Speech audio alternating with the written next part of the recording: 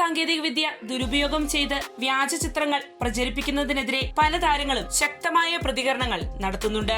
ഇപ്പോഴിതാ ഇത്തരമൊരു പ്രവണതയ്ക്കെതിരെ തന്റെ നിലപാട് വ്യക്തമാക്കിയിരിക്കുകയാണ് നടി നിവേദ തോമസ്. ഇൻസ്റ്റഗ്രാമിലൂടെ പങ്കുവച്ച പോസ്റ്റിലൂടെയാണ് നടി തന്റെ അഭിപ്രായം പ്രകടമാക്കിയിരിക്കുന്നത്.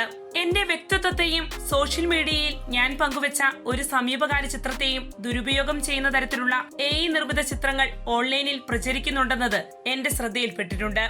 സമ്മതമില്ലാതെ ഇത്തരം ഉള്ളടക്കം നിർമ്മിക്കുകയും പ്രചരിപ്പിക്കുകയും ചെയ്യുന്നത് വളരെ വേദനാജനകവും അംഗീകരിക്കാനാവാത്തതും നിയമവിരുദ്ധവുമാണ്. ഇത് ഡിജിറ്റൽ സ്വത്തുവഞ്ചനയും എന്റെ സ്വകാര്യതയിലേക്കുള്ള ഗുരുതരമായ കടന്നുകയറ്റവുമാണ്. അജ്ഞാതമായി പ്രവർത്തിക്കുന്ന അക്കൗണ്ടുകൾ ഉൾപ്പെടെ ഉത്തരവാദികളായവർ ഇത്തരം ഉള്ളടക്കം ഉടനടി നിർത്തലാക്കാനും നീക്കം ചെയ്യാനും നിർദ്ദേശിക്കുന്നു നടി കുറിച്ചു.